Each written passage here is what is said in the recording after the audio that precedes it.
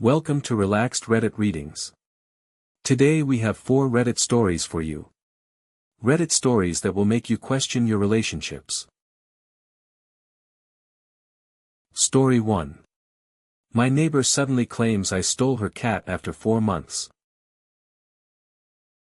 So my neighbor just accused me of stealing her cat after I spent 4 months and $800 nursing it back to health. Let me tell you this wild story. 4 months ago, I found this super skinny, absolutely disgusting cat in my backyard. This poor thing looked like it hadn't eaten in weeks, had no collar, no microchip, and was absolutely terrified of everything. I mean, this cat was in rough shape. So naturally, I started feeding it, and slowly but surely, it began to trust me. I took it to the vet, got it shots, had it neutered, dewormed, treated for fleas, the whole 9 yards. All in all, I spent about $800 getting this little guy healthy again. The cat started coming inside, sleeping on my couch, and honestly, we bonded. I was planning to officially adopt him since clearly no one was looking for him. Then yesterday happened. My neighbor Karen, and yes, that's actually her name, comes storming over to my house demanding I give her back her cat. I'm like, what cat? She points to my little buddy and says he's been missing for months and she's been looking everywhere for him. I told her that's impossible because this cat was clearly a stray when I found him, and I've spent months and hundreds of dollars caring for him. She claims she had to travel for work and her roommate was supposed to be watching him, but he escaped. Here's the thing though, she has zero proof this is her cat. No photos, no vet records, no microchip, nothing. Meanwhile, I have receipts for everything, vet records with my name on them, and this cat clearly loves living with me now. She's threatening to call the police and sue me, saying I had no right to take him to get neutered without her permission. But how was I supposed to know he belonged to anyone when he looked abandoned and was literally starving? She also mentioned that she never bothered putting up missing cat posters or checking local shelters, which seems pretty suspicious to me. The cat doesn't even seem to recognize her, he hid behind me the entire time she was yelling. I told her if she can provide any actual proof of ownership, we can discuss it, but until then, this cat is staying with me. She stormed off saying she'll be back with the cops. I've contacted a lawyer just in case, but honestly, I think she's just seeing that I turned this scraggly stray into a healthy, happy cat and now wants him back. Am I wrong here for refusing to give up a cat I rescued and rehabilitated? If you're enjoying these stories, hit that like button and let me know in the comments which story you relate to the most. Story 2. My sister expects mom to give her a $500,000 house. So my sister is absolutely furious with me right now because I told her she's being a spoiled brat about our mom's house. And honestly, I think I might have been too harsh, but someone needed to say it. Here's the situation. My mom inherited this house when her parents passed away back in 2019. She absolutely hates this house, like, genuinely cannot stand living there. She was planning to sell it right away, but then COVID hit and the housing market went crazy, so she had to put those plans on hold while still paying all the expenses on it. Fast forward to 2022, and she's finally ready to sell when my sister suddenly needs a place to stay after her divorce. Mom, being the generous person she is, tells my sister she can live there temporarily while she gets back on her feet. Well, temporary has turned into 2 years now. And here's where things get crazy, my sister has completely renovated this place. I'm talking new kitchen, new bathrooms, new flooring, fresh paint, landscaping, the works.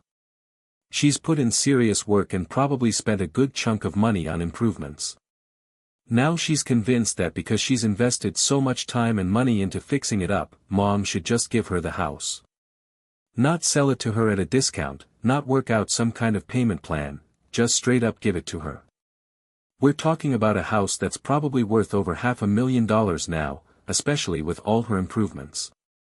My sister keeps saying things like, I've put my heart and soul into this place, and, mom should appreciate everything I've done for her property value.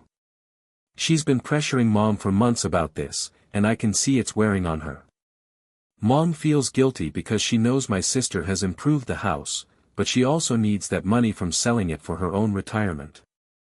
Last week, my sister was going on again about how Mom owes her the house, and I finally snapped. I told her she was being a spoiled brat and that Mom obviously isn't going to just hand over a $500,000 house no matter how much work she put into it. I said she made the choice to renovate without any agreement about ownership, and now she's acting entitled to something that was never promised to her. She started crying and said I don't understand how much this house means to her and how much money she's invested. But here's my thing, nobody asked her to do all those renovations. Mom let her live there rent-free, and instead of saving money to get her own place, she dumped it all into improvements on someone else's house. Now the whole family is divided. Some people think Mom should at least give her a significant discount on the house price, while others think my sister made her bed and now has to lie in it. Was I wrong to call her out so bluntly? Story 3. I stopped being my roommate's personal assistant and she's mad. So I've completely stopped reminding my roommate about anything, and now she's acting like I'm the worst person alive. Let me explain how we got here. When I first moved in with my roommate, I naturally ended up being the organized one. You know how it is, someone has to keep track of when rent's due, when trash day is, when we need to buy more toilet paper, basic adulting stuff. At first, it really wasn't a big deal. I'd just shoot her a text like, hey, rent's due tomorrow, or your Amazon package is downstairs. I'm naturally more organized anyway, so it felt normal to help out. But over time, something weird started happening. She completely stopped keeping track of anything herself. And I mean anything. She'd forget to pay rent until I reminded her, wouldn't take out trash until I mentioned it was pickup day, wouldn't grocery shop unless I told her we were out of essentials. It's like she just handed over all responsibility for basic household management to me. The breaking point came last month when she got hit with a late fee on her credit card. Instead of taking responsibility, she actually got mad at me for not reminding her when her payment was due. I was like, wait, what? Since when is your personal finance my responsibility? That's when I realized this had gone way too far. I'd accidentally become her personal assistant without ever agreeing to it. So I made a decision. I told her that from now on, she needs to keep track of her own stuff. I'm not going to remind her about rent, bills, trash day, or anything else. We're both adults, and she can handle her own responsibilities. Well, she did not take this well. At first she laughed it off and said, okay sure, but you'll probably end up reminding me anyway because you hate when things are messy. Nope. I stuck to my guns. The first test was trash day. I took my trash out, and hers sat there for another week until she finally realized and had to wait until the next pickup. Then she forgot about rent and had to scramble to pay it on the last day. She's been getting increasingly frustrated with me, saying I'm being petty and that it doesn't hurt me to send a quick reminder. She claims I'm making the living situation hostile and that roommates should help each other out. But here's my perspective, there's a difference between helping out occasionally and becoming someone's personal life manager. I never signed up to be responsible for her basic adult functions. She started making passive-aggressive comments about how I'm not a team player, and that I've changed since we moved in together. Some of our mutual friends think I should just go back to helping her since it apparently worked fine before. But I feel like if I give in now, I'll be stuck in this role forever. Am I being too harsh, or do I have the right to expect my roommate to handle her own basic responsibilities? Story 4. My gay uncle ditched family events and now everyone's fighting. So my uncle just told our entire family he's done with family gatherings, and honestly, it's tearing everyone apart. This is such a messy situation, but I think he might actually have a point. My uncle is 31, gay, and the youngest of 4 kids. Each of his sisters, including my mom, are married with 3 kids each. So we're talking about a family of 18 people total when everyone gets together. He works 2 jobs, Monday through Friday at his day job, and Saturdays at a bar, so his schedule is pretty packed. Now, here's where it gets complicated. All of us kids are heavily involved in sports and activities, travel teams, gymnastics, you name it. Because our family is so big, it's basically impossible to find times when everyone's free. So what ends up happening is my mom and aunts plan family gatherings around the kids' schedules, which usually means weekends. But weekends are literally the only time my uncle gets to himself, and Saturdays he's working anyway. For the past few years, he's been skipping more and more family events. At first, everyone was understanding, we know he's busy. But lately, some family members have been getting pretty vocal about feeling like he doesn't prioritize family time. It all came to a head last weekend at my cousin's birthday party. My uncle didn't show up, and my mom made some comment about how some people just don't value family anymore. Apparently word got back to him, because he called a family meeting, which is very unlike him. He basically laid it all out.